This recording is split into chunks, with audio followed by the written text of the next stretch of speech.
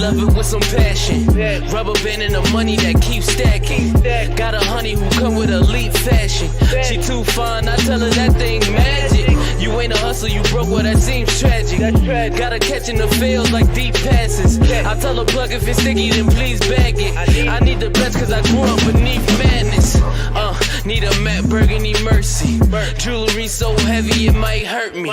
Smoking extra kill, that extra seal. Whoa, Buffalo money need extra bills till I'm eating so need much. Extra bills. What is going on, Bills fans, NFL fans, and just everybody that might just be watching for the heck of it? What is going on, everybody? It's your boy Jay Spence the King, and I got my brother, my man Steros for the girls hanging with me tonight. My man Antoine Staley is currently kicking it in Indianapolis for the Combine. I was supposed to be there. I might try to go a little late just for the ending festivities. Has some other things going on, but we got Richard Rush in the building. We got my girl Steph in the building, and then like I said, it's me and Steros in the building, and as everybody comes in, we'll acknowledge everybody. But yo, what's going on, Sterling? It's been, I know we got together last week, but I feel like it ain't been like now we about to get on a regular thing. So it's about what's up with you? Yeah, man, it's good, man.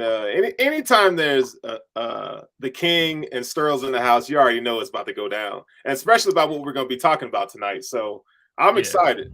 Normally it's trouble when we're around, but tonight it won't be trouble. It's gonna be a good show. We gonna behave. I promise y'all we gonna behave. There might be a couple conversations, or sometimes we have some takes that some people don't like, but it might happen. It's okay. But let's start off.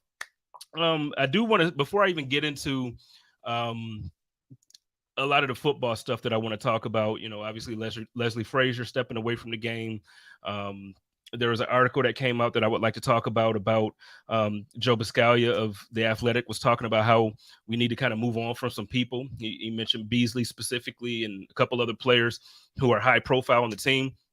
But before we get there, I do just want to shout out and pray as well for the families of the firefighter that lost his life today in Buffalo down on Main Street, and just anybody who was affected by that. If anybody else was injured or just anything, we our prayers go out to you. It's just horrible news, and it just seems like Buffalo can't get a break lately, man. And I don't know what's happening, but I hate it. I hate it so much. Yeah, man, I saw that today, and man, your heart goes out to whoever owned the business and the people around that got to see it. I mean, I think we lose grip that stuff touches a lot of people in different ways. You know what I'm saying? And this is just the latest event of many that the Bills and the Buffalo community has had to deal with, and it's unfortunate.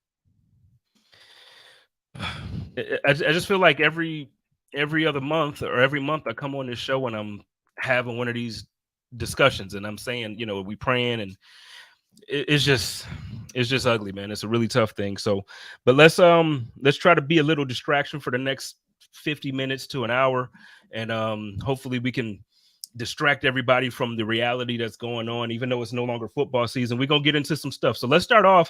I already talked about this personally on the code of conduct yesterday. I had some special guests from Built in Buffalo, my man Luca and Josh, and we kind of talked about it in depth. But how do you feel, or how did you feel yesterday when you got the news, like Leslie Frazier is deciding to take a leave of absence, or he's taking a step away from football with plans to return in 2024? It was a head scratcher to me, but it was unexpected news. How did you react? It's bittersweet, man. I think, part of me is always wanting African-American coaches to succeed, right? Let alone when it's for your favorite team. But however, with that being said, I do think that it was time. I think it's time for change. There's only, and I say that with this, there's only so much that we know, right? But they know the full story. And so we can have these ideas and hot takes or whatever. Fact of the matter is he's gone. He wants to take some time and do whatever he's got to do with his family. And I kudos to that. But, there is parts of me that wish there were some things that were tweaked in his coaching style schematically. So I think it puts more pressure on Sean McDermott, to be honest, because, he wants to kind of be the CEO and kind of just, do the head coach thing. But he's going to have to, he's going to have to do some in-game adjustments on the defensive side. And how much is that going to take away from, the overall coaching ability on making those, decisions that we already feel like he kind of struggles with sometimes. So I think it's going to be interesting to see. But I like the idea of Sean McDermott being a defensive coordinator, being a defensive coordinator. Let's get some new eyes, some fresh feel to it, because we were just not getting it done late in games in the playoffs. My man Daryl Dome says he thinks that it was some personal things with Leslie from the way Beane spoke. Nothing but well wishes to the OG, and I'm with him there. Speaking of my man Daryl Domes, me, you, and him yesterday, the three of us were kind of talking about this in our chat that we got, and you both were on the side like, "Yo, it's time," and I was the one that was pushing back, and I get where people come from when they're like, "Yo, okay, you could talk about the rankings all you want to. You could talk about having a top 5 defense for most of his tenure in Buffalo all you want to. But when it matters, like the last game of the season in the playoffs, we don't do well against certain teams." Here's my only rebuttal to that. And so I'm going to give you my rebuttal. And then the question that I have, this is where I'm going. Okay. In the 90s, right? Basketball. We talk about basketball. There were some amazing hoopers in the NBA, like amazing hoopers. But what happened was, if you just so happened to be playing in that first half of the 90s and like the early part of the second half of the 90s, you wasn't winning a championship, because that was the Bulls. That was Chicago. Jordan had that thing on wrap. Now, I'm not saying that that's exactly what's happening in the NFL. I don't think Patrick Mahomes is going to win every year. But you got to realize the last 3 playoff games that we have lost have come to Joe Burrow, Patrick Mahomes, and Patrick Mahomes. And sometimes it don't matter who the defensive coordinator is. You get what I'm saying? Like, you could have a combination of Rex Ryan, Wade Phillips, Leslie Frazier. Think of all of the great defensive coordinators, and ball them up in one guy. You could have that guy on your defense. Don't matter. Sometimes people are just that hot. If you go back to last year's playoff game where Josh Allen, everybody in Buffalo knows it, the 13 seconds game, right? I think it's the same for that. Kansas City had a pretty decent defense last year. They had actually really good defense last year. Guess what? They couldn't stop Josh Allen either. And it just so happened that they won that game because they got the toss and they scored first. If the Bills would have got that, the coin flip, nobody's telling me that the Bills wouldn't have won that game. So what I'm saying is, it's the same. Sometimes you got to accept the L. You got to accept the time that it is. It doesn't mean that we got to move on from personnel or we got to move on from coaches because that particular time we weren't successful. There's other ways to measure success other than winning the Super Bowl. But I guarantee you, if the Bills got the ball first last season against the Chiefs, and then you talk about this year. This year. Joe Burrow, I can't even say that he really outperformed. He didn't show up and he didn't just like dominate us. What ended up happening was the team showed up flat. Now, some might say that's coaching. You might be like, yeah, well, you got to get your team ready. Then I put that on Sean McDermott. But I can't blame Leslie Frazier for guys not showing. Jordan got injured in the game. We didn't have Micah. If we would have had one more week, Micah Hyde would have came back to play. Von Miller was out. You lose 3 all-pro talents for the last game of the season, and you think it's going to be easy and the Bills are just going to do it? I don't know, man. So I want to hear your rebuttal, but I had to build it. I had to set the because that's where I'm coming from with it. I feel like there's too much hate in Buffalo and not just Leslie Frazier. I feel the same way about our offensive coordinator. Ken Dorsey, it's his first year. You mean to tell me in my first year I'm ranked number 2? Man, y'all can miss me by saying y'all want me fired. You know what type of celebrations I'm doing? Give me all the ace of spades. We popping bottles. I'm popping the top every time. Number 2 in my first year? That's basically okay. Yeah. Go ahead.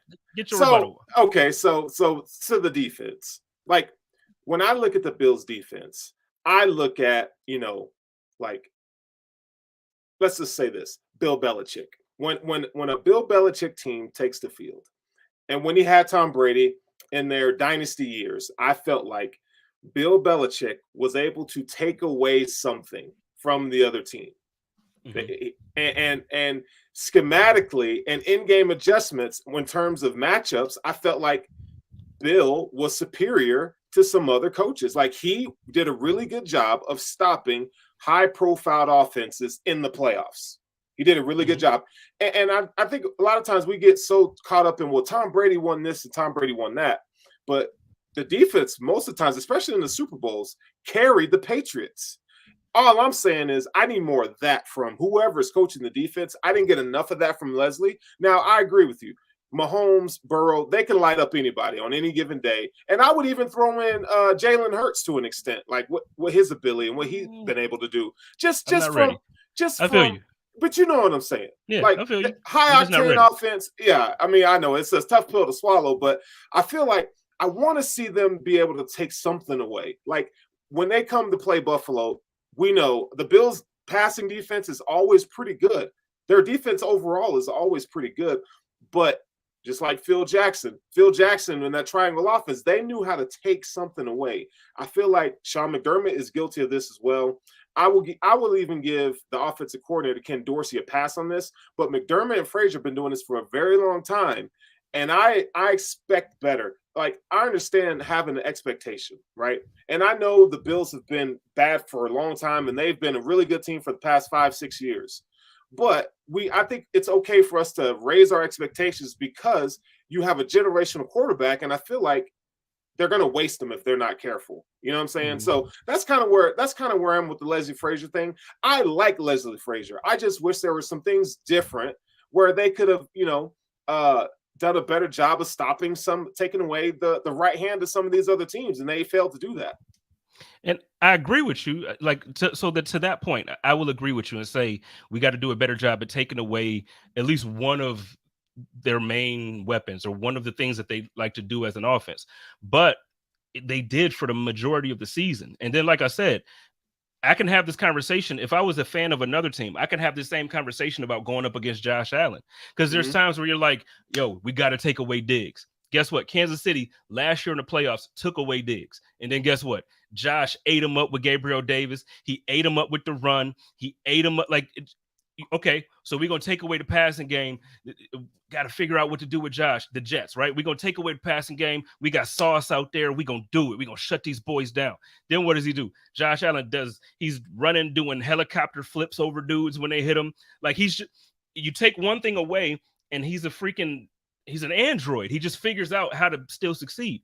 Sometimes you just go against guys where it don't matter. And I'm not saying it like, all right, just accept losing. No, I'm tired of losing. But you got to understand where I'm coming from. I just don't understand. Now with Leslie, he stepped away. It was a mutual decision for this year. He's gonna take some space, come back. Maybe it'll be with the Bills, maybe not. But I don't understand all of this love. It's a love affair on Twitter. It's a love affair when you're listening to Bills Talk Radio. It's a love affair when you're listening to all of these other content creators talking about, man, it was time for Leslie to go. I'm happy that dude is gone. No, and then I even saw somebody else say, oh, this is cool. Now do Ken Dorsey. No, like we get so emotional and we want guys gone. And it's like, yo, how are y'all? And then somebody yelled at me because I try to remind people. I'm like, look, we weren't in the playoffs for 17 years. Like, I'm 30, dude. I just turned 37. So for like 46% of my life, the Buffalo Bills didn't make the play. Think about that. Like, come on, man. So no, I'm not going to just forget about that. Now we got somebody who's made the playoffs 5 out of 6 years, and it don't look like they're slowing down. Do I think the AFC East is catching up? The Jets are getting a lot better, but come on, we gotta.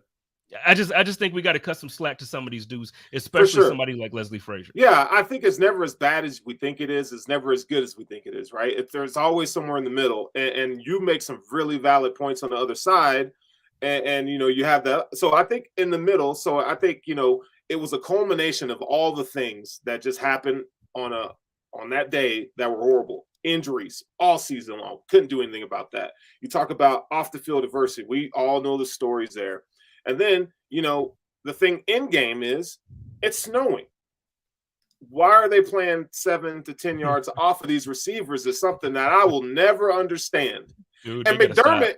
And Sean McDermott is he like that's where I get more frustrated, is because you have Sean McDermott, who's supposedly be aggressive, but did him and Leslie not like figure this out? That's what I'm saying. Like, you have all the things in the room to be better. You have all the things in there. Why is it in the playoffs that our defense that's so good in the regular season, it feels like it just struggles in the playoffs? And that's my girl there. Dog, it hurts. It hurts. What she said, just so for those of you listening by podcast, is it, I don't want to say the name wrong, so tell me how to pronounce the name. Miss Marlis says that's a lot of disappointment in 37 years. And yes, for damn sure it is. When you listen, and then the thing that makes it worse, y'all see I'm wearing a Mamba baseball jersey. I'm a Lakers fan. You know what I'm saying? For baseball, I grew up in Buffalo, so I'm not just like falling in love with all the major teams. We didn't have a basketball team, and I damn sure wasn't rooting for the Knicks. I just wasn't doing it. I wasn't rooting for Toronto or Cleveland. Magic Johnson was the greatest point guard of all time. And when I was growing up, that's who was. So I'm a Lakers fan. Baseball, right. Yankees. Like, everybody in Buffalo loves the Yankees. Now we got some new team. But I'm used to hanging up banners. And you mean to tell me we don't win the division? We don't even sniff the conference, yet alone the playoffs for 17 years, my boy? Come on, man. Come on. Before we go ahead. No, go ahead. Well, I was going to say, so before we move on from the topic about the coaching staff and all of this stuff, Sean McDermott was on One Bills Live yesterday on Radio Row down there at the Combine. And one of the things they asked him about increased production from the draft picks in year 3 of their careers.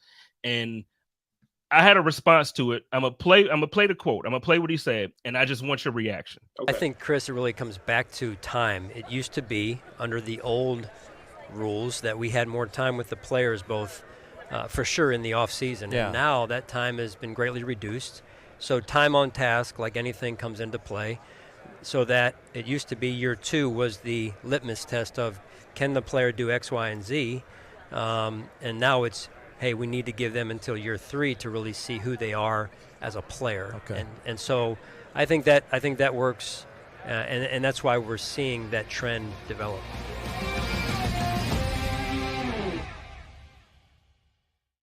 So that was Coach McDermott's response to that, about why we see an increase in production come year 3.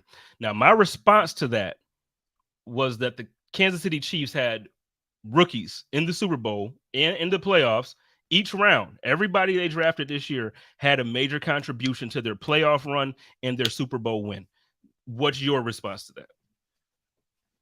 Can I be just honest? It's cap.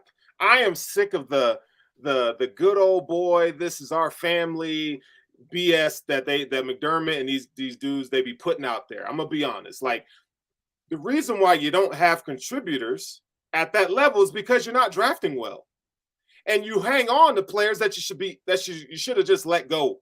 Right? We can go Trent Murphy, and I can go down the line and name players that the Bills should have let go. Mm-hmm. But you draft rookies. The last 3 drafts haven't been really good. And in the middle rounds, your drafts have not been good. And that's it right there. We got contributions out of Benford, who was a 6th-round cornerback. Okay, great. But he was injured twice this year. So I would give them a pass. That was a great pick. But show me, outside of James Cook, who they nursed and waited, 12 weeks for him to get going. There are other teams out there you talk about, and we could talk about now. I think the Jets have been knocking drafts out the park. Now, I know they've been picking high in rounds 1, but the middle of their drafts have been good. Late, it's been good for the last few seasons since Joe Douglas became the GM. You got, teams like the Texans, like we mentioned in our chat. The Texans is another team. Last year, Jalen Petrie, other guys. The Bills draft freaking Terrell Bernard, like Boogie Basham.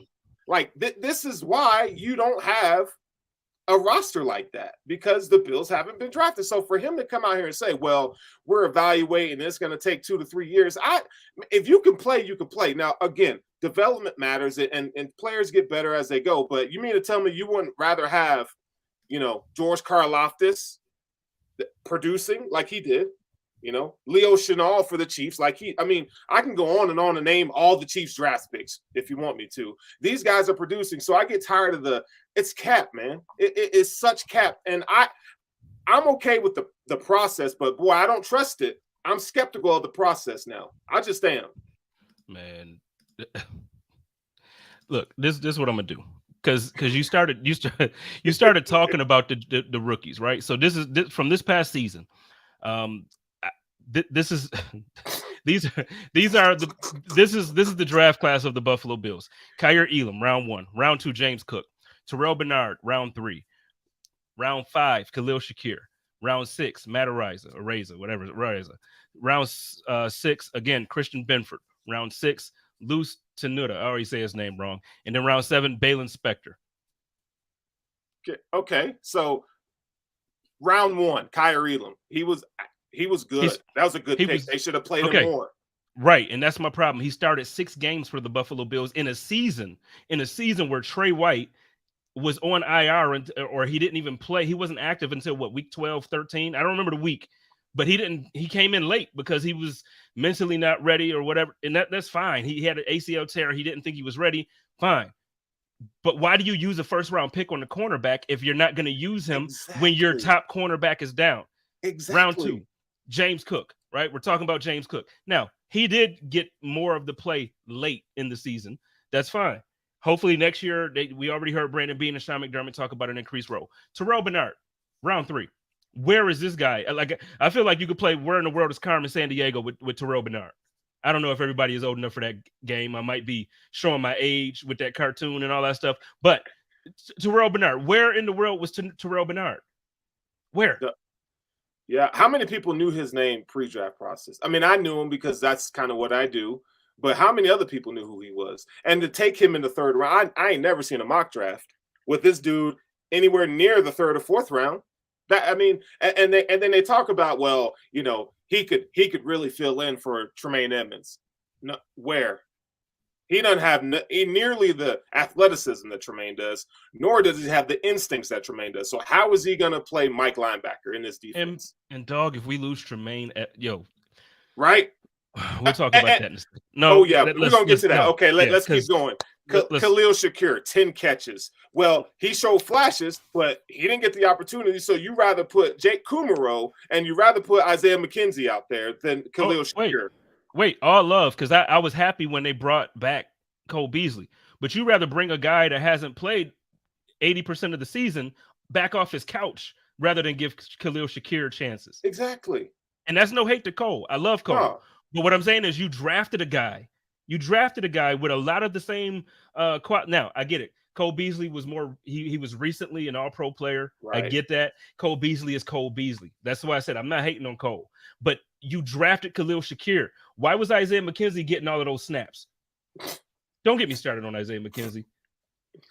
Yeah. Don't get me started. No, so again, as a person, as a personality, and for Buffalo, Isaiah McKenzie is a good dude. People love him. He does the podcast with my man Ty. He has a good personality, very interesting. He sang in the choir on America's Got Talent, all this stuff. The dude is cool, but he makes more mistakes than he doesn't. And the coaching staff decided that it was better to maintain his place in the lineup rather than saying, you know what, let's give our rookie a shot who has shown that he can do some of these things that we're asking McKenzie to do that he's making mistakes in. Round 6, punter, Matt Araiza, right? Yeah. Okay, we all know what happened with him. So we gonna get him a pass on that one because I do think had he not have allegations, I do think he would have had one of those type of punt games that we would in Buffalo would have been like, we would have been very happy about. So I'm not mad at that pick. I'm just mad that obviously we didn't get to. Well, it's fair to be mad at that pick, and we'll tell you why. Because they should have done their due diligence in researching his past or the stuff that came up because they knew about it. Well, so I think that's fair. I think it's fair to be critical of that. That's part of the problem with the draft, with their drafting. Well, no, that's part of it. You can be, but then, I mean, I think I just saw an article maybe 2-3 weeks ago that all the charges against him have been dropped and that he hasn't, there won't be any charges coming forward because he's been cleared or whatever. So I have seen that. So again, like that type of situation is like, I had some cap last season people was trying to talk about me and linking me to some other dude that got messed up on social media doing some stupid stuff. They try to connect me. So I get that sometimes people just talk. For sure. So I understand that. I'm gonna give Matt. We'll give him a pass on that. We'll give him a pass on that. Christian Benford.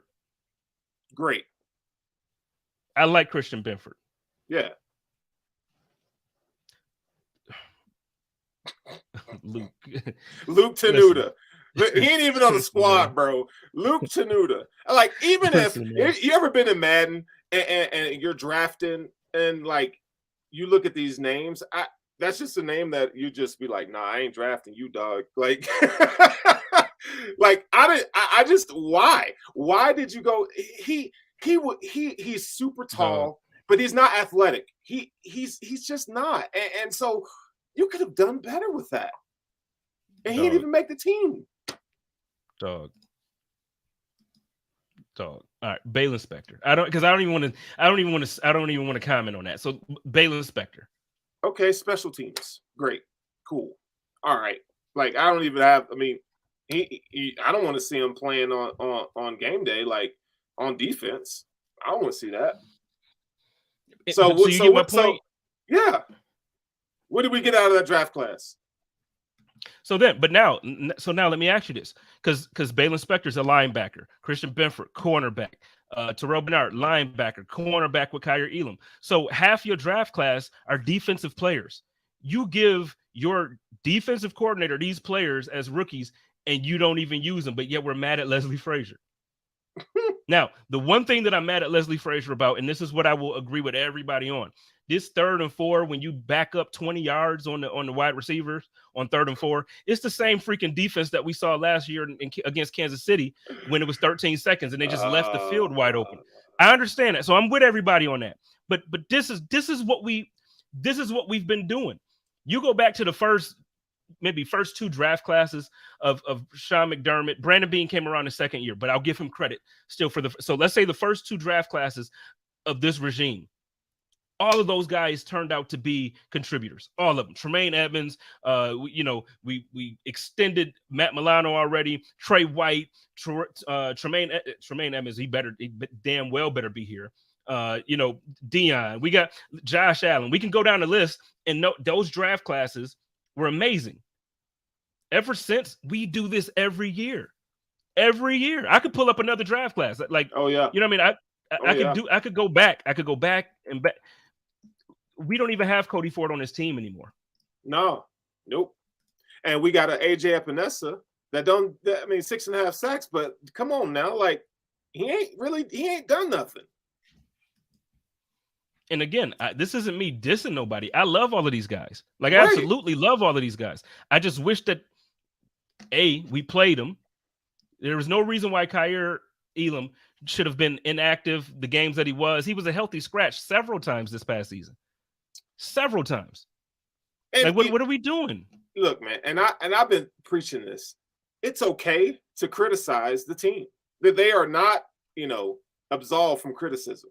But you could still love them, but be like, y'all need to step it up here. It's a performance review. This is a fan performance review that we're giving an analyst, whatever you want to call it. Yeah, let's look at this draft. Greg Rousseau, great pick. Carlos Basham, nope. Boogie. Yeah, and he ain't no boogie to me, dog. You gotta earn that. You gotta earn that nickname, bro. No, he Boogie Down Productions. See, I'm Boogie. I'm good with Boogie. I ain't. Spencer Brown, man. Like, I felt like you could have got him in the fourth round, fifth round, at least the 4th round. There was other guys that you could have taken there. Tommy Doyle. We still don't know about Tommy Doyle. There's thoughts that maybe they can kick him in the guard or whatever. And that's the thing. Like, it's like, we draft these offensive linemen and we have no plan for them, like Cody Ford. Tommy Doyle is another one. Marquez Stevenson, that dude's he was injured at Houston and he's injured in the NFL. DeMar Hamlin, that's a solid depth pick there. Rashad Wildgoose went on and played. Wait. Okay, can I, without me being, because I understand, we know what happened against the Bengals the first time around. So I know how the love affair has gone on for Damar Hamlin. But can we be honest about something? Like, it's not like we drafted Damar Hamlin and he came in and he was Jordan Poyer or Micah Hyde. You know what I'm saying? Like, when Micah went down for most of the season before Damar Hamlin got injured, there was a lot of complaints about that other safety position. Oh, yes. So wait, like, and again, I'm all love. I'm not sitting here bashing the guys, but all love. Again, we're drafting guys that either don't quite fit with the scheme that they were trying to run, or I don't know what's happening. But can we be honest about it? It's not like Damar Hamlin. Like, I even saw the report that said that he's trying to come back. And there's some good reports that the doctors, I'll try to find it while we're talking about it. But there's some good reports about Damar Hamlin, and there's a possibility that he might play. And Brandon Beane said, we got to hear for some more doctors and all this other stuff. But can we be honest about it? And this is not like Damar is going to come back and then it's like, okay, so we could just let Jordan walk and we won't feel nothing. Like, let's be honest about this. Yeah, no, see, that's why I said he's solid depth. He's not a starter. He's depth. Like, I felt like he was slow to process what was going on in front of him. I think his eyes and reading, kind of just, reading the coverage and leverage. I felt like he needs to improve there. Now, you put him in the box, and I felt like he had some good moments when, you throw him down, let him play down in the box. But he's not. I mean, someone said in the chat, like, he's not that good. He's depth. He's just depth. And for where they drafted him, that's fine. That's a solid contributor at that for the value there. And then Jack Anderson, I mean, I don't know where he's at, but he's on somebody's team. But you look at all that, and out of that draft class, you got two guys. One's good, and the second one, Spencer Brown, we're still worried about. But you got him in the third round. So there's like they're taking these high risk, high reward players, and they're not getting the reward. They're we're mostly looking at the risk. Okay. All right. So after Hamlin, Wild Goose, you mentioned Wild Goose. He got snagged from the practice squad, ended up going to play for the Jets. This year, he just got an extension with Washington. Oh, good for him. Good for him. He got an extension but again, we draft these guys. And then guess what? Now we're using draft capital to let him play elsewhere. I feel like Rashad Wildgoose is a better cornerback than Dane Jackson. I know his athletic traits are. I know that for sure. But here we go, starting Dane Jackson. Can someone explain that to me? Man. Okay, Jack Anderson. Jack Anderson. Jack Black. I mean, yeah, whatever. I don't know where he's at. He's somewhere. Well, let's do one more. Okay, let's do one more. I love this. Wait, did I pick the wrong thing on this? Okay, I'm sorry, y'all. Let's see. I'm trying to get this right. So then we're gonna go back one more year. Oh yes, I love this year. I love this. So this is the year that we traded our first overall pick to get Stephon Diggs. So we can say our number one pick is Stephon Diggs. Great pick. Great pick. Fantastic pick. Best pick they made other than Josh Allen and Tremaine Edmonds, in my opinion. Great picks. Round 2, AJ Epinesa. Nope. Cheeks. Sarah said in the comments that he has 6.5 sacks. Who Guess cares? what? That's the problem. That's the problem with Bills fans. And I'm not attacking Sarah, but he did. I'm attacking. No, I need more. I need more, Sarah. Cheeks. Zach Moss. Double cheeks. Y'all know how I've been talking about Gabriel Davis all season. He's not the wide receiver number 2 that they promised us that we got. Jake Fromm from State Farm. He's elite. Tyler Bass. Okay, Tyler Bass was a good pick. Great. 6th round. Great. Isaiah Hodgins. Look, he's a New York Giant. Joe's crying right now. Joe Miller is crying. New York Giant. And doing well. Catching touchdowns in the playoffs. That's what he did this year. He caught touchdowns in the playoffs. Mm-hmm. We scored 10 points at home in the divisional round against the Bengals. I'm going to keep saying it. Dane Jackson. You just talked about how you feel about Dane Jackson. Yeah. So again, I don't want to beat a dead horse, but we just went through the last 3 draft classes. And what did we see? What, 5 players that we said, so we're happy about the Elam pick. James Cook. 1, 2. What are we going to say? Khalil Shakir, Christian Benford.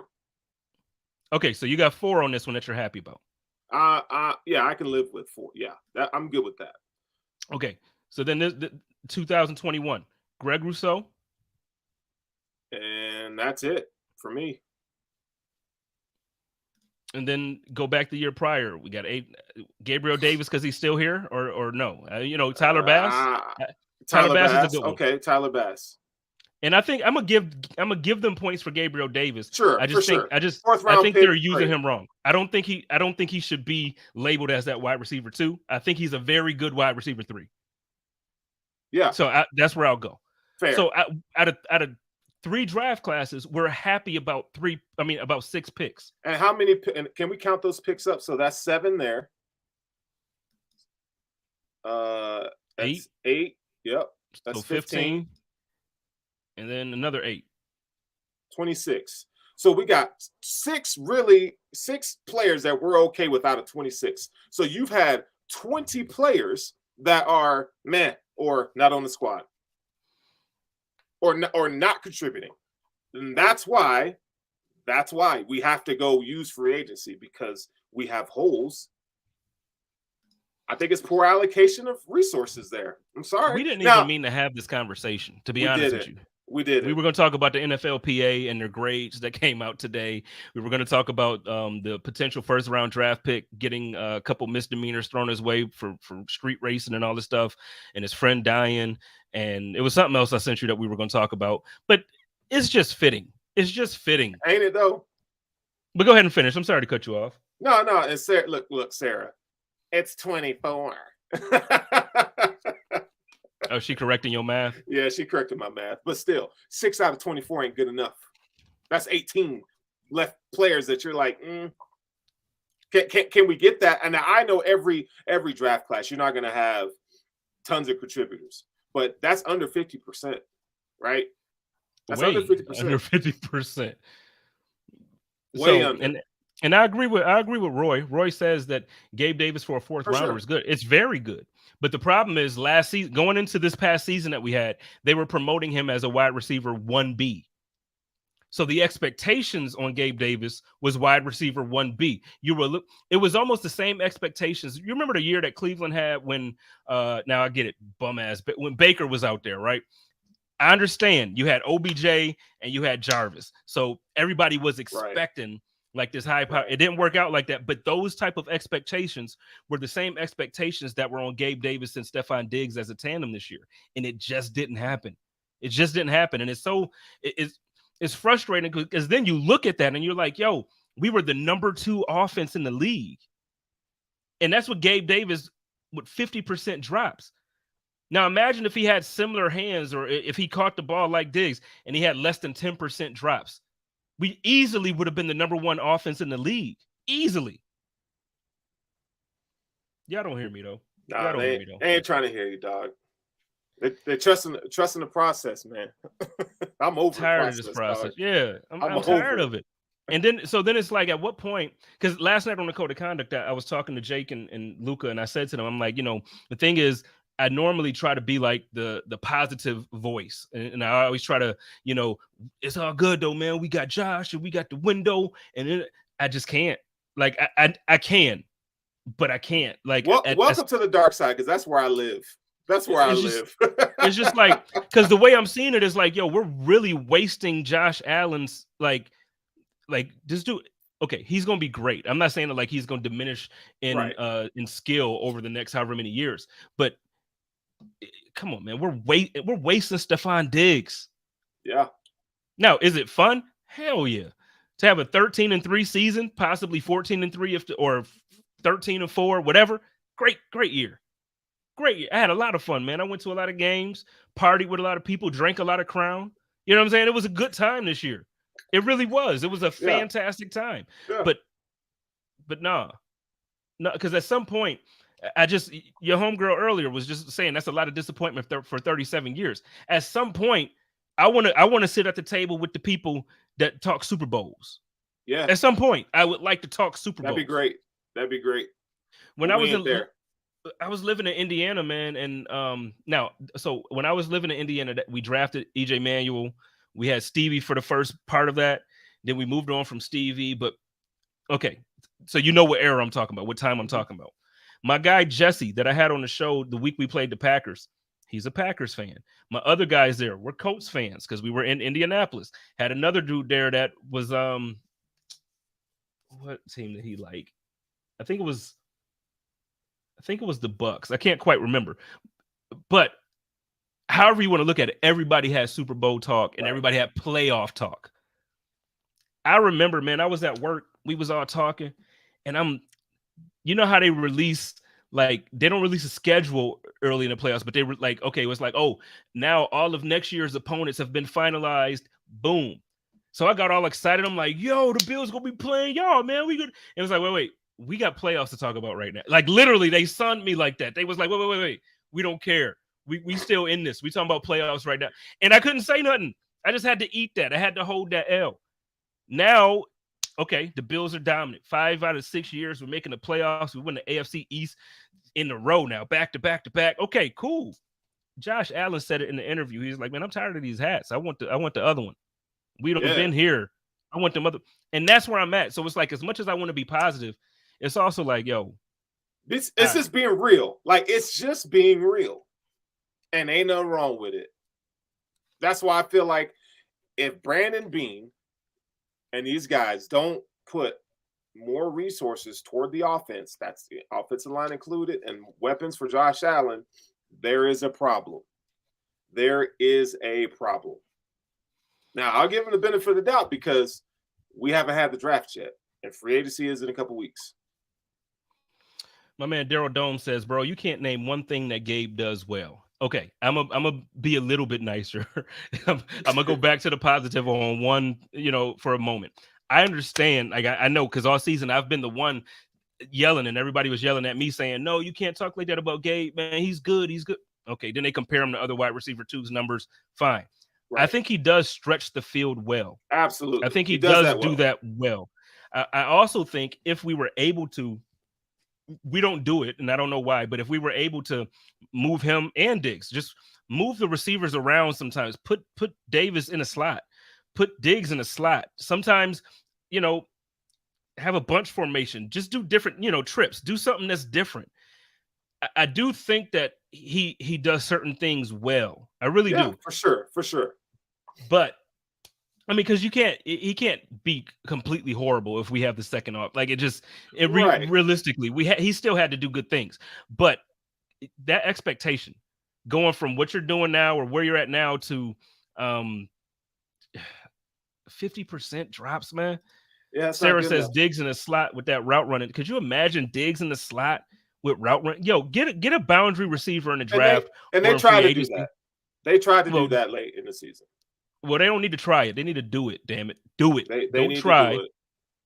Like, and can I say something about what Brandon Beane said about, people had expectations for Gabe. No, dude, y'all had expectations for Gabe, because if you didn't, you would have gone and got a number 2 wide receiver.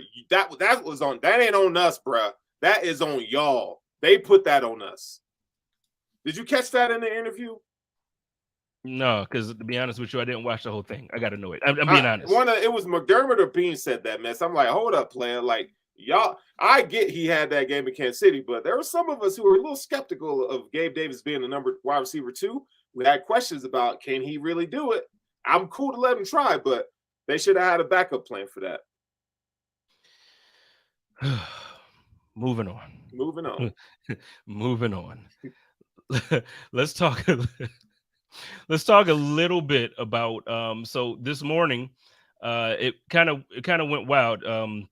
It picked up, and obviously it's draft talk time, so this is the time to do it. But the news broke that potential number 1 pick Jalen Carter, the Georgia defensive tackle, he was issued it was an arrest warrant issued for him in Athens after being implicated by police for racing in a crash that took the life of his former teammate and Georgia staffer. So now the charges are misdemeanors. but obviously for this to happen at the combine or for this to happen just before the draft, it's going to hurt his draft stock. It's going to hurt. It's just going to hurt the way people look at him and the way people talk about him. We remember a couple years back with Jeremy Tunsil, like the weed thing, the weed video that came out. What are your thoughts initially on what's going on with Jalen? Yeah, it's unfortunate, man. I think we got to remind ourselves that they're just kids at the end of the day. And I know when I was that age, I did stupid stuff. We all did. However, when you're on that platform and on that stage, sometimes you got to do things a little bit differently. And I won't speak on, what happened. And you can look it up and read what happened. But he's got to make better decisions. And I think that it's going to hurt his draft stock. I don't know how much. And I know they're only misdemeanors, but we got to really look at, like, there was a couple lives taken that night, right? Because of their foolery, right? Or their lack of judgment. That's unfortunate. That's really unfortunate. I wish the kid well. I think he's a hell of a football player. I think he has some raw athletic tools that are in power in his game that's really good. I still think he has a high ceiling, but he's definitely not a refined defensive tackle, right? He's got some work to do. That's on the football side. He was the best player on that Georgia defense this past season, and arguably the season before. He's that good. But off the field matters too, just as much as on the field. Off the field matters. So I guess we're gonna wait and see how this process plays out. But it looks like if everything rings out to be true, that is something that could potentially hurt his draft stock. Well, I'll tell you what. How about he falls to 27? Great. And we trade Ed Oliver. Great. How about that? I think that will work for me. Let's trade Ed Oliver to the Arizona Cardinals with like a 4th round pick, or for Ed Oliver and Gabe Davis. Now I'm on my Madden scheme, right? Ed Oliver and Gabe Davis, get back D-Hop, restructure or extend his contract, make it so that the first couple years are not that bad. Have a team out after a couple years, but make sure you bless him too, because he's worth it. Pair him with my man Diggs. I just feel like, you know what I mean? We got one of the oldest wide receiver rooms in the league. But you know what? We got one of the oldest wide receiver rooms in the league, but we probably not scoring 10 points in the playoffs at home. That's facts. That's facts. I keep dwelling on that, but y'all got to understand, a lot of people was mad at Leslie Frazier and the defense after, and they should have been. I'm not saying don't be. I got dragged for putting some of that blame on Josh Allen. You cannot be a top 3 quarterback. You cannot be a top 3 quarterback. I'm gonna say it one more again. You cannot be a top 3 quarterback and score 10 points at home in the playoffs, in the divisional round, when all you've been screaming about all year is having home field advantage. Now you got it. Oh, and for all of the non-dome truthers, oh, it's home field advantage for the snow and the weather in Buffalo. It didn't look like it. Didn't look like it. With backup offensive linemen by the Bengals, mind you. 3. And okay, we didn't have Von Miller. I'm one of the first to say that. We didn't have Von Miller, but guess what? We had 1st and 2nd round. We brought up all of these draft picks. I showed you all of these draft picks. Greg Rousseau, Boogie Basham. Who we got? AJ Epinesa. Huh? Jordan Phillips and Tim Settle. Daquan Jones. Like, what are we doing? I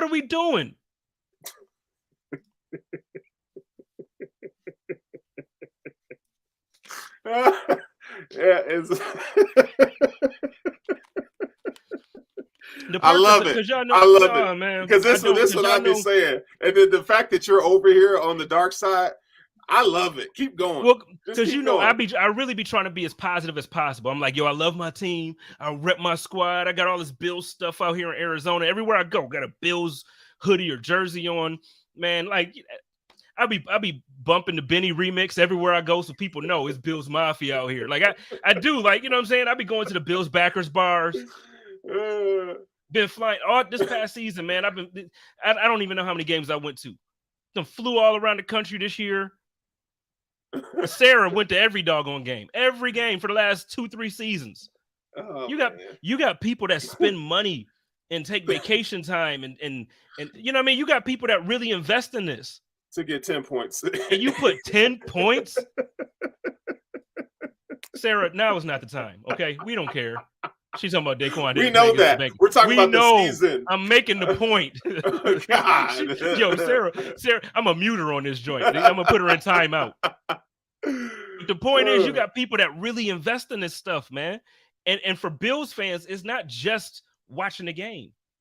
It's not like it. Literally, a Bills game will determine your week in Buffalo. It means more, bro. Because I'm not saying this in a mean way. I love Buffalo. But the Bills is what Buffalo got. Like, the Bills are Buffalo. Yeah, man. Like, that's what we got. And you're going, come on, man. Anyway, we got 10 minutes. Woosah. You get it out. You feel Woosah. better? Not really. I've been talking like this for like the last 2.5, 3 weeks, and I still ain't got it out. And that's why I took the 2 weeks off from Code of Conduct, because I'm like, you know what? I just need to get this out. Need to woosah, relax, reset my brain, and I'll be good. Nah, dog. Like, ain't nothing good about this. Can we talk about Tremaine Edmonds real quick, though? Please, let's do it. Because if Josh Allen is a quarterback of your offense, okay, and you paid him, which you should have paid him. And if Tremaine Edmonds is a quarterback of your defense, why have you not paid him yet? I think they should have paid him last year. Right. Don't even let him play that full year on that. And I get it. You got fans. I remember the voice of the fans. Let him earn it. He hasn't earned it. Okay. And now guess what? He about to be gone. And I'm going to tell you, my heart is going to be so. He gone. If we lose Jordan and Tremaine, and I feel like it's a greater chance that we lose both than not. And that really saddens me. That really saddens me. Was he 24? 24 years old, man. So he's basically a rookie, like coming into the league. And we about to let him, well, he gone. So it's they're like about to get blocked. Matter of fact, hold on. How do I mute future chief? Let me put this man in timeout. Hold on. Let me look. Boom. Block him. He's blocked for 5 minutes. You are blocked for 5 minutes for even saying that. For those listening by pod, Daryl Dome said he's going to be he said Tremaine Edmonds is going to be a future chief. Blocked for 5. He can't even comment no more. And I hope you he probably in the chat.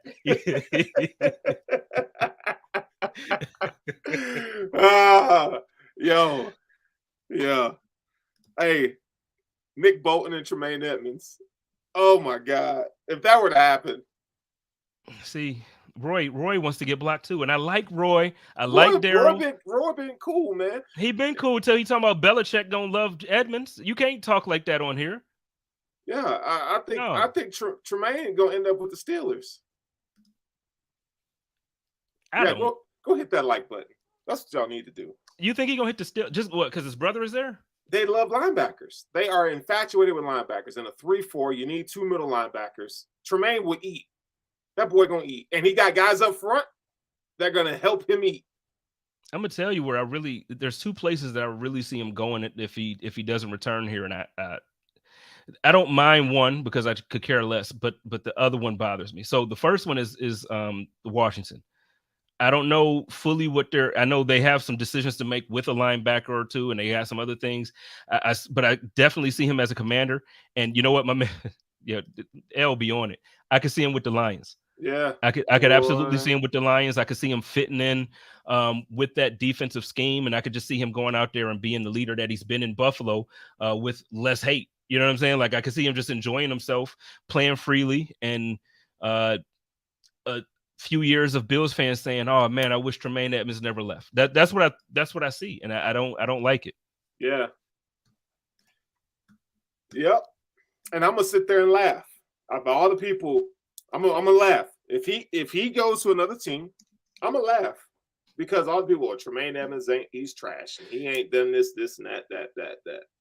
Okay. Yo, Daryl's in the chat laughing, and I told him, man, you got us messed up. Don't do don't do that. So look, let's go ahead and wrap this up, man. We got a few more minutes left. Let me get your thoughts real quick. I know we just talked about Tremaine. What do you think about Jordan? Where do you think Jordan's going to end up?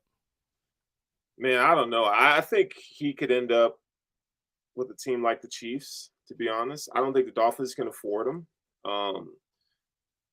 I feel like he's gone. I mean, the dude is selling his house or has sold his house or packed it up or whatever. I don't feel like they're coming back, man. And I mean Jordan and his family. And if I'm Jordan, I'm not coming back unless I get the bag. Like, he's got to capitalize on these next 2 years or 3 years that he feel like he's going to play. And if the Bills going to lowball him, and they had ample opportunity to sign him or value him if they wanted to. I think he's gone. Can I say something that I feel like, because I get challenged on this and I just don't respond, because I feel like sometimes people just try to poke the bear or people try to be jerks about things. And first of all, I don't think that Jordan is the best safety in the league. I think he's one of the best safeties in the league. I also don't understand why people assume that they know what he's asking for. Jordan has never publicly come out and said what he's asking for. And then for those in the know, he's not asking for something outlandish. So I can speak on. I can speak on that. He's not asking for anything outlandish. What he's asking for, the Buffalo Bills can absolutely do. They can absolutely do. And it's not one of those things that's going to hurt him. He's not looking for a 6-year deal. He's not looking for a 5-year deal. None of that stuff. He's not looking for 25 million guaranteed. Like it's not nothing outlandish that he's asking for. I know. He just wants commitment from the team and he wants to retire here. Yeah. So I'm saying that to say, look, is there options? Is there other things that we can do? Yeah, but why? When you can keep the guy you have for the same or lower price than what you're going to sign a top free agent in that same position for, unless you're going to draft, then you have to worry about, history has shown us that we don't even play our rookies. So why do I feel confident that we're going to draft a good safety and then he's going to play and it's going to be that good? I don't have that confidence. With pending needs elsewhere, namely the offense. So all I'm saying is, I'm a podcaster, but what I'm saying is, if I was Brandon Beane, I'm keeping Jordan. Even if you tag him, the safety tag isn't the tag for the linebacker. I'm not tagging Tremaine. That tag for Tremaine is ridiculous. For sure. You tag him, work something out, man. And then Tremaine, work that out. Yeah. Work that out. They talking about it's a possibility to bring back some of those dudes on the offensive line. For what? Why? Roger Saffold? You kidding me? No, Come player. on, dog. No. Now, I'm going to defer to my man, John Fina says that Spencer Brown was visibly to him as an offensive lineman. He said, no, he still wasn't recovered from the back surgery he had. You can see it. Like, there's certain motions, I guess, that he sees as an offensive tackle that he's like, no, for sure. He's like, and Spencer's better than that. So, okay, we'll see. He's under contract, so we'll see. But Saffold, come on. And I'll be honest, and I've said this before, and we almost out of here. Mitch, I love him, and he's a good center. But I think he needs to start thinking about retirement. He's young. He's still, I think he's 29. He's not. He seems like the dad of the group. Like, in your mind, yeah. Mitch Morris is like 36. He's not. He's still young. But when you have several serious concussions like that, the same energy I was giving Tua last year when he had several concussions, it's the same energy I give Mitch. I think Mitch is a phenomenal dude. His family are amazing. Everybody in his family is amazing. Everybody. But your health, man. You're a father. You're a husband. You want to be that as long as you can. Don't worry about this. You already made it. You got a bag, bro. Like, he got a bag when he came to Buffalo. Oh yeah. So you got that bread, man. Like, don't keep putting your body out there like that. When concussions, Sarah just said in the comments, concussions are terrible. They're horrible. In my opinion, concussions are the worst injury, because I feel like they take them seriously to the point where they make you come off the field. But then as soon as you're cleared, they throw you right back out there. They throw you right back out there. And because it's one of those things where it's like, yeah, you have to be evaluated, and you got to, okay, you're right back out there like you didn't have brain damage. People tear their ACL. They gave Trey White the option to sit out even after he was brought back. During his window, they brought him back, and he was supposed to be ready to play. And they said, oh, no, he's not ready. Healthy scratch. Nope, he's not ready. Healthy scratch. But for concussions, Tua got concussed against Buffalo, and then Thursday night, he was right back out there. Yep, and got drilled. So I think concussions are the worst possible injury that an NFL player can get, because I don't think that they're cared for properly by the NFL. And that's just, and that's history. That's not just this year. I think over history, we out of here, bro. What you got coming up this weekend? Hey, man, so Intentional Grounding will be back on Monday night. I'm going to be talking NFL draft. I don't know if y'all missed the show, man, go back and watch it. I kind of did a mock draft, and I talked about the Bills roster. So I'm going to get deep into the woods when it comes to, the press conference and what the Bills are going to be looking at for free agency. I got tons of stuff coming up. I have a TikTok page now, Stilo Huncho. Go check me out on the TikTok. Stilo Huncho. Go check me out on the TikTok. Bro, I gotta get one. Everybody keeps telling me that's where it's at now, but I don't know. I'm old, man, and Twitter is where it's at for me. But I try to TikTok. I do some of those dances and whatnot. I got it going a little bit. You know what I mean? Let's get it. Yeah, let's get it. All right. Well, shout out to my man Twan. He wasn't with us today, but he will be back with us next week. The Code of Conduct will be back next week. I got my man Dan joining me. Crazy Bills fan, crazy hip hop fan. So we're gonna try to mix it up. We're gonna talk some music and some football. Try to have some fun. I got Adam in Buffalo week 1. I got Adam. Him and my man. I got him and Joe Kroom. I got him. But no, we're gonna have some fun. We're gonna talk some music, and then we'll be back again next week with the chop up tomorrow. Make sure y'all check it out. Got my man Fernando at 7 p.m. He's going to be having a pod that goes live on Buffalo Rumblings YouTube page. Then we have the 3-man rush with Sarah Larson and Jerry Ostrowski. And I think for this week, I believe that's probably going to be all on the vidcast side of things. But we got some good stuff coming up. I got some new people that we're looking at as far as vidcast, and we got some other podcasts that might be rolling around. So look, y'all know how we do it. I always tell y'all love each other, take care of each other, and live in peace. And as always, stay positive, test negative, go Bills. Go Bills.